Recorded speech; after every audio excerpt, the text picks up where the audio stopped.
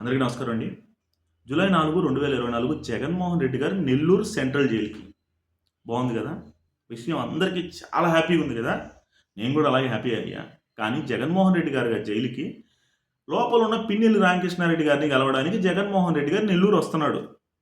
అంతేకాకుండా జగన్మోహన్ రెడ్డి గారు రాబోయే రోజుల్లో జైల్లో ఉండాలి కాబట్టి ఆ పరిస్థితులు ఎలా ఉన్నాయి? అక్కడ నేను ఇమడగలుగుతానా లేదా?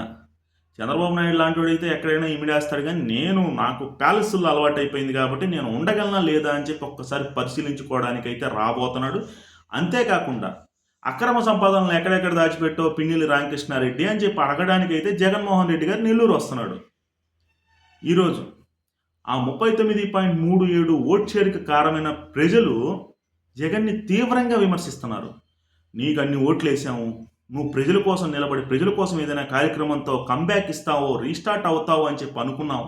నువ్వు పోయి మళ్ళీ ఆ అక్రమంలో దౌర్జన్యాలు చేసిన పిన్నెల్లి రామకృష్ణారెడ్డి లాంటి వాళ్ళని కలవడం ఏంది? అసలు నీ నిర్ణయం ఏంది? ఇప్పుడు నువ్వు ప్రజల్లోకి రావాలి, ఇప్పుడు నువ్వు ప్రజల్లో నిలబడాలి, ఇవన్నీ చేయాలి. కానీ అన్ని దౌర్జన్యాలు, అన్ని క్వార్జీలు కొల్లగొట్టి అన్ని చేసిన వాడిని నువ్వు కలవడం మాకు నచ్చలేదు జగన్మోహన్ రెడ్డి అని చెప్పి ఆ 39.37 ఓట్ షేర్ వేసిన ప్రజలైతే అనుకుంటూ ఉన్నారైతే మనకైతే తెలిసింది. ఇకనైనా సరే జగన్మోహన్ రెడ్డి మారాలి అని చెప్పి అతని క్యాడర్ దేవుణ్ణి దండం పెట్టుకుంటా ఉన్నారు. మీరు ఎన్ని దండాలు పెట్టుకున్నా జగన్మోహన్ రెడ్డి అనే లాంటోడు ఖచ్చితంగా మారనే మారడు. ఎందుకంటే అతని ధోరణి ఒకేలా ఉంటుంది.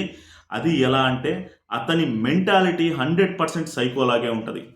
కాబట్టి సైకోలు మారాలి అని చెప్పి ఎన్నిసార్లు దండాలు పెట్టుకుని ఎన్నిసార్లు పూజలు చేసినా సరే ఆ కార్యకర్తలకు వేస్ట్. కాబట్టి మీరు కూడా ఇంకొక దారి చూసుకోండి అని చెప్పి నేనైతే సలహా ఇస్తూ ఉన్నా.